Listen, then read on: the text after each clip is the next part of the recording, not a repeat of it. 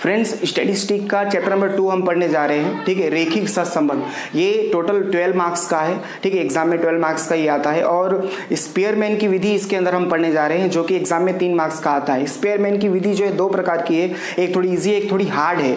तो जो हार्ड वाली विधि है मैंने इसमें बहुत ही आसानी तरीके से मैंने इसमें बताने की कोशिश की है। आप उसे एक बार देखोगे तो डेफिनेटली यू विल अंडरस्टैंड। ठीक है, तो इसके लिए आपको क्या पूरा शुरू से अंत तक एक बार आपको देखना पड़ेगा। मैं चाहता हूं कि ये जो वीडियो मैं बना रहा हूं तो आप तक इसे पहुंचा सकूं और आपको इसको फायदा मिले इसका। ठीक है, इसके लिए आपको क्या इसे देखना पड़ेगा। आप चाहोगे कि ऐसे बैठे रहने से आपको आ जाए तो ऐसा नहीं हो सकता है। ठीक है, आपको उसे करना पड़ेगा। इस समय सब चीज़ें बंद है, स्कूल बंद है। ठीक है, आप कहीं ट्यूशन नहीं जा सकते, तो यही एक जरिया है। अगर आप ये भी नहीं करोगे, ये भी नहीं देखोगे तो आपको समझ में नहीं आएगा। तो इसके लिए मैंने ये जो स्पेयरमैन की जो तीसरी विधि मैंने इसमें जो बहुत ही सरल तरीके से मैंने एक्सप्लेन किया है, वो आप अगर आप देखते हो तो आपको ये 3 नंबर आसानी से मिल सकते हैं। तो इसके लिए ज़रा आप देखना इसे।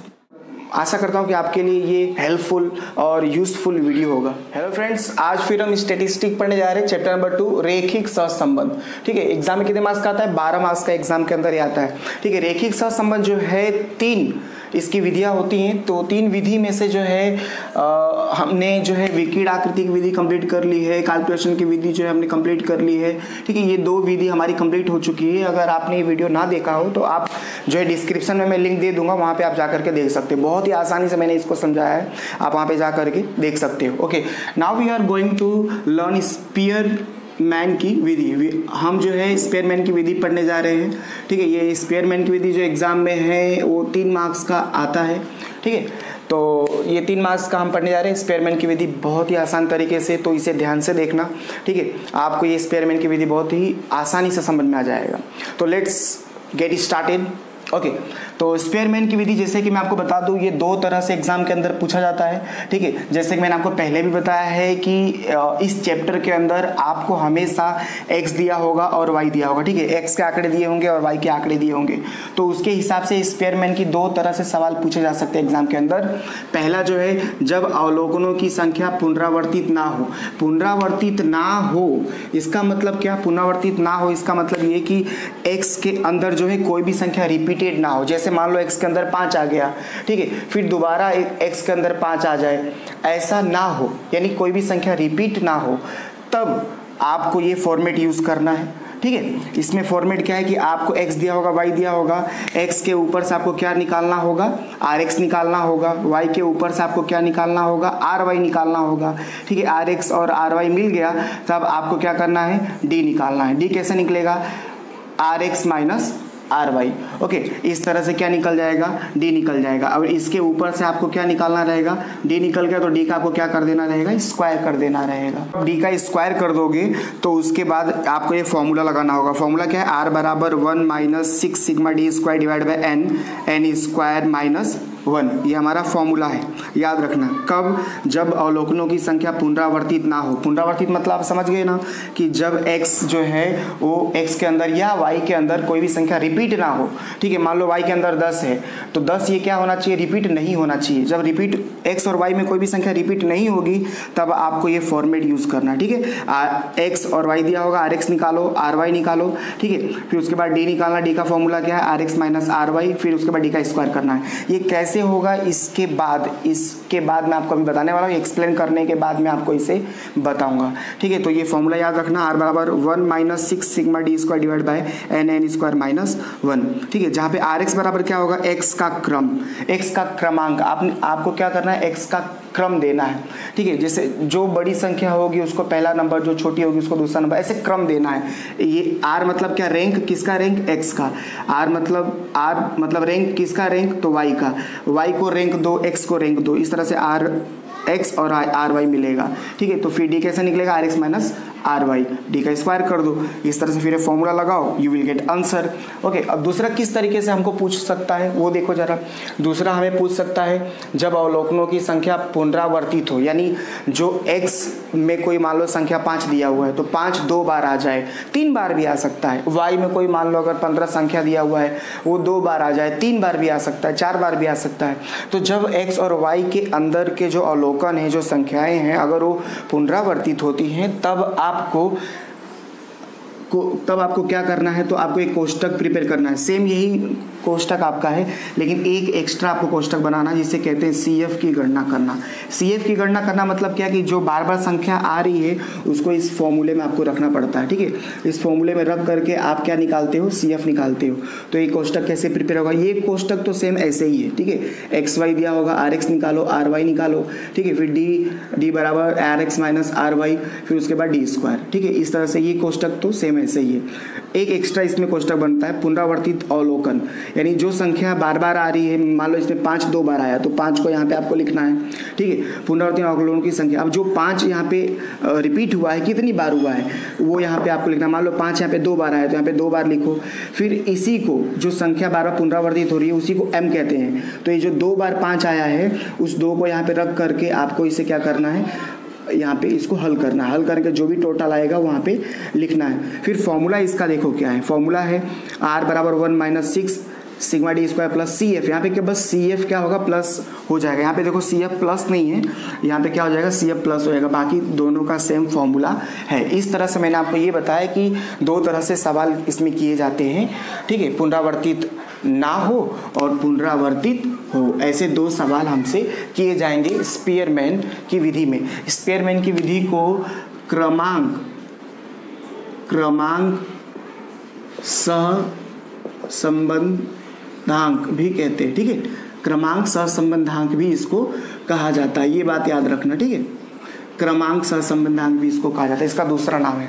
तो इस तरह से मैंने स्पीयरमैन की 2 तरह से जो सवाल किए जाते हैं वो मैंने आपको यहाँ पे एक्सप्लेन किया। अब चलते हैं इसके एग्जाम्पल के ऊपर। दोनों का एक एक एग्जाम्पल बताता हूँ, इस तरह से आपको समझ में आ जाएगा। इसके एग्जाम्पल के ऊपर चलते हैं, लेट्स सी। तो यहाँ पे मैंने 2 एग्जाम्पल रखे हुए हैं, ठीक है। जब अवलोकनों की संख्या पुनरावर्तित ना हो मतलब जो रिपीटेड ना हो, ठीक है। और इसमें जब रिपीटेड हो तब, ऐसे 2 एग्जाम्पल रखे हैं, इसे समझते हैं, ध्यान से देखना, ठीक है। तो आपको समझ में आ जाएगा। Let's see. तो पुनरावर्तित ना हो, जब x और y के जो अवलोकन है पुनरावर्तित ना हो तब तो थोड़ा आसान है, आप आराम से कर सकते हो। जैसे यहाँ पे देखो, अब यहाँ पे क्या करना है अपने को, x के ऊपर से RX निकालना है, यानी रैंक देना है। तो रैंक देने के लिए सबसे इसमें जो है बड़ी संख्या क्या है, तो देखो आप 98, तो इसे आपने रैंक दे दिया नंबर 1, ठीक है। उससे छोटी क्या है तो आप दे सकते हो 90, इसको आपने 2 रैंक दे दिया। फिर इससे छोटा क्या है तो 82 है, ठीक है, ये आपने 3 रैंक दे दिया। उसके बाद क्या है तो आप देखो 78 है, आपने 4 रैंक दे दिया। फिर उसके बाद क्या है 75 है, तो इसे आपने 5 दे दिया, ठीक है। इस तरह से आपको क्या करना है, रैंक देना है। तो आपने RX क्या कर दिया, रैंक दे दिया। तो 62 देखो तो ये 6 नंबर, फिर 36 देखो ये 7 नंबर। इस तरह से आपने क्या कर दिया, रैंक दे दिया। किसको, RX को आपने रैंक दे दिया। अब बारी किसकी आती है, Y को रैंक देने की बारी आती है, ठीक है। तो Y में सबसे बड़ी संख्या आप देख सकते हो 91 है, उससे छोटा 91 से छोटा आप देख सकते हो यहाँ पे 86 है, ठीक है। फिर इस तरह से आपको क्या करना है, सबको रैंक देना है। तो आप समझ गए होंगे कि रैंक कैसे देना है। जो बड़ा है उसको 1 नंबर, उससे छोटा 2 नंबर, इस तरह से आपको क्या करना है, रैंक देना है। तो RX निकल गया, RY निकल गया। अब आपको क्या निकालना है, D निकालना है। D कैसे निकलेगा, RX माइनस RY करो, ठीक है। तो RX 4 माइनस 3 करोगे 1, 7 माइनस 8 करोगे -1, 1 minus 1 0, 8 minus 6 2, 5 minus 4 1, 3 minus 5 -2, 2 2 0, 6 minus 7 -1। इस तरह से जो D है, D का टोटल क्या आएगा, 0 आएगा, ठीक है।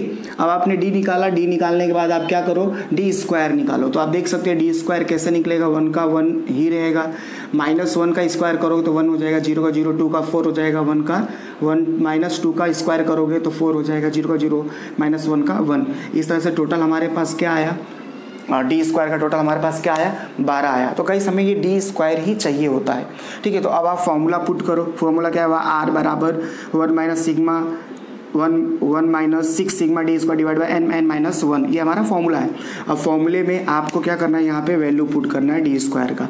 तो यहाँ पे हमने वैल्यू पुट कर दिया, 6 ऑलरेडी पहले से था, 6 × 12 हो गया। n की वैल्यू यानी संख्या 1 2 3 4 5 6 7 8 है हमारे पास। इस तरह से आपने वैल्यू n की वैल्यू रखी।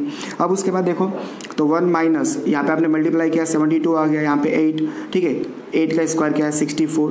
फिर वहाँ पे आप देख सकते हो तो नीचे क्या आ जाएगा, 63 माइनस 8 करोगे 504, ठीक है, इस तरह से नीचे आ गया। डिवाइड करो इसको डिवाइड करो, यू विल गेट 0.1429, ठीक है। अब 1 में से माइनस कर दो तो आपको क्या मिल गया, आर मिल गया, ठीक है। इस तरह से आपने क्या निकाला, आर का वैल्यू निकाला। अब नीचे आप क्या लिख सकते हो, एक्स और वाई के बीच में कैसा संबंध है, आंशिक धन संबंध है, क्योंकि यहाँ पॉइंट में है तो इसके लिए आपको एक लाइन नीचे ऐसा लिखना पड़ता है, तो आपने लिख दिया। इस तरह से आपको ये क्या करना है, ऑलवेज इसी तरह से जब पुनरावर्तित ना हो तो आपको इस तरह से कोष्टक प्रिपेयर करने, ठीक है। पुनरावर्तित ना हो तब क्या है, थोड़ा आसान है, इसमें ज़्यादा आपको मेहनत करने की जरूरत नहीं है, बस आपको एक कोष्टक प्रिपेयर करना है, रैंकिंग देना है, अंतर करो, डी निकालो यानी डेफिनेशन यानी डिफरेंट यानी अंतर आपको निकालना है, यानी डी निकालना, डी का स्क्वायर करो, वैल्यू पुट करो, यू विल गेट आंसर। इस तरह से आपका पुनरावर्तित ना हो तब का ये फॉर्मेट है, हमेशा ऐसे ही होगा, ठीक है। अब मान लो कि पुनरावर्तित हो जाता है, जैसे आप देख सकते हो एक्स आपने देखा तो एक्स में आपको पता चला कि जो ये 30 है वो यहाँ पे कितनी बार है, 3 बार है, ठीक है। y भी आप एक बार चेक कर लो, तो y जब आप चेक करोगे तो आपको पता चलेगा 20 भी यहाँ पर कितनी बार है, 2 बार है। तो आप देख सकते हो कि x और y में कुछ अवलोकन क्या है, पुनरावर्तित है, ठीक है। अगर खाली x में ही पुनरावर्तित होता तो भी हम यही पैटर्न लगाते। ये कोष्टक आपको पूरा प्रिपेयर करना है, उसके बाद CF की गणना करनी है, फिर आपको वैल्यू क्या है करना है, फॉर्मूले में पुट करना है, ठीक है। तो सबसे पहले कोष्टक प्रिपेयर करते। कोष्टक भले आपको दोनों सेम दिख रहा होगा लेकिन करने का तरीका जो है थोड़ा अलग है। तो देखा जाए कैसे होता है, तो सबसे पहले जैसे इसमें हमने रैंकिंग दिया, इसमें भी हम रैंकिंग देंगे, ठीक है। एक्स को आर एक्स में कन्वर्ट करेंगे यानी एक्स को रैंक देंगे। तो सबसे बड़ी संख्या आप इसमें देख सकते हो, ये थोड़ा ध्यान से देखना, ठीक है। ध्यान देना कैसे रैंकिंग देते, क्योंकि इसमें रैंकिंग देने का तरीका अलग है, क्योंकि पुनरावर्तित है। तो ध्यान देना, सबसे बड़ी संख्या इसमें कौन है, 60, तो आपने इसे 1 रैंक दे दिया।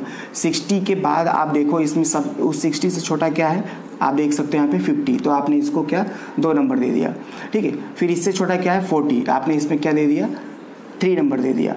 अब आप 40 से जब आप नीचे आओगे तो आपको पता चलेगा 40 से नीचे क्या यहाँ पे है 30 है, ठीक है। लेकिन 33 बार है तो 3 तक आपने रैंक दे दिया है, और 30 यहाँ पे कितनी बार है, 3 बार है, 3 तक रैंक हो चुका है। तो इसको आप 4 मान लो, इसको 5 मान लो, इसको क्या मान लो 6, यानी जो जितनी बार आया है, आप ध्यान से सुनना, 3 तक हम रैंक दे चुके हैं। जैसे हम चौथा देने गए तो हमें पता चला कि 30 कितनी बार है, 3 बार है जब चौथा देने गए तो 30 को क्या कर दो आप, 30 में आप रैंक गिन लो, 4 5 6, इस तरह से आपको ये 30 जो है रैंक जाएगा।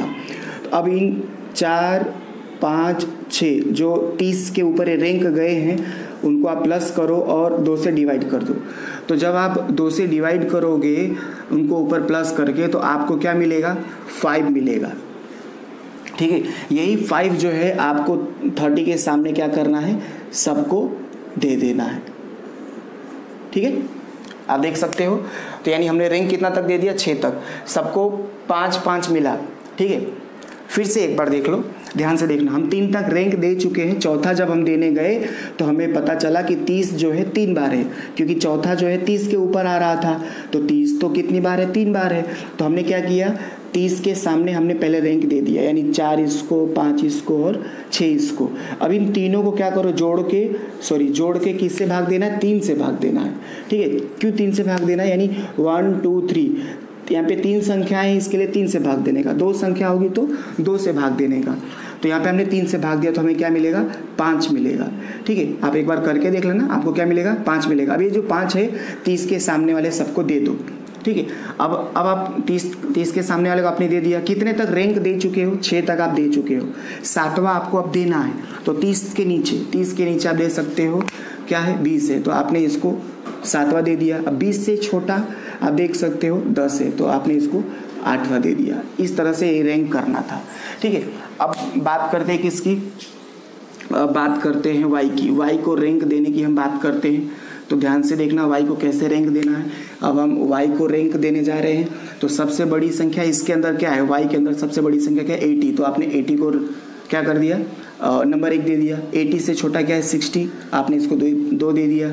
अब 60 से छोटा क्या है इसके अंदर, तो आप देखोगे 40, ठीक है। तो 40 को हमने 3 दे दिया, ठीक है। उसके बाद 40 से छोटा क्या है, तो 40 से छोटा आप देख सकते हो 28 है, तो इसको हमने 4 रैंक दे दिया, 4 तक हमारा रैंक हो गया, ठीक है। अब हम 5वां देने जा रहे हैं, तो जब हम 5वां देने गए तो हमें पता चला 28 से छोटा चाहिए, ठीक है 28 तक हो गया, 28 तक हमने 4 दे दिया है, 5वां रैंक देने आ रहे हैं तो हमें 28 से छोटा क्या है 20 है, तो हमें पता चला कि 20 जो है 2 बार है, तो ये जो हो गया 5वां रैंक देने जा रहे थे, ये हो गया 5 और ये हो गया 6, ठीक है, क्योंकि 20 2 बार है, 20 पे हम 5 देने जा रहे थे, 20 2 है तो पहले को 5 दे दो, ये 6 दे दो, यानी आपने ऐसा रैंक दे दिया। अब इन दोनों को क्या कर दो, जोड़ के 2 से भाग दो। अब 2 से भाग देना है, क्यों, क्योंकि 2 संख्याएं हैं, तो 2 से भाग दे दोगे तो आपको क्या मिलेगा 5.5।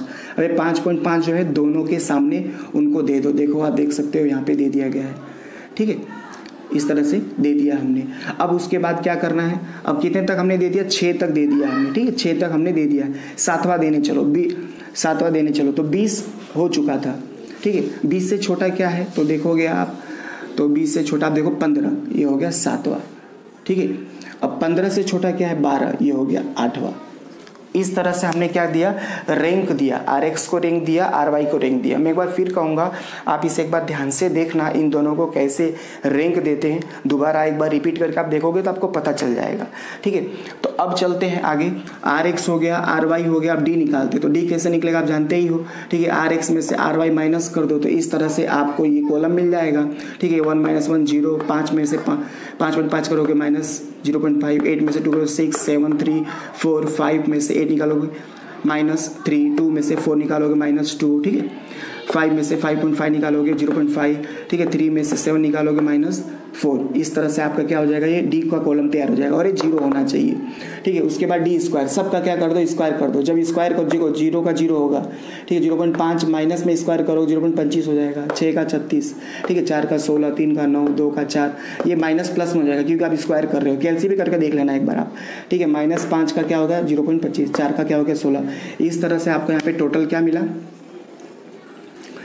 81.5, ठीक है। इस तरह से आपको ये टोटल मिला। अब ये कोष्टक आपने प्रिपेयर कर लिया। ये कोष्टक प्रिपेयर करने के बाद दूसरा काम क्या है आपका कि आप CF की गणना करो। तो CF की गणना कैसे होगा, 3 कॉलम आप बना लो, पुनरावर्ती अवलोकन, पुनरावर्ती अवलोकन की संख्या, फिर आपका MQ - M/12। अब देखो पुनरावर्तित अवलोकन मतलब कौन से ऐसे अवलोकन है जो पुनरावर्तित हुआ। X के अंदर कौन सा था 30 नंबर का अवलोकन क्या हुआ था, पुनरावर्तित हुआ था। तो यहाँ पे 30 लिख दो कि 30 नंबर का जो अवलोकन है रिपीट हुआ था, ठीक है। अभी कितनी बार रिपीट हुआ था, यानी पुनरावर्तित अवलोकनों की संख्या कितनी बार हुआ था रिपीट, तो 3 बार हुआ था। तो यहाँ पे हमने लिख दिया 3। अब इसी को M कहते हैं। अब यहाँ पे 3 रखोगे, 3 रख करके जब आप सॉल्व करोगे तो क्या मिला आपको, यहाँ पे मिला 2 मिला, ठीक है। यहाँ पे M की जगह पे फॉर्मूले में रख करके सॉल्व करोगे 2 मिलेगा। अब X के अंदर और कोई संख्या रिपीट हुई नहीं।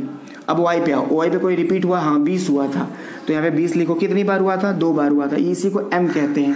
तो अब यहाँ पे क्या करो, 2 का क्यू करो, ठीक है। 2 का क्यू करोगे, फिर फॉर्मूले में रख के हल करोगे, यू विल गेट 0.5।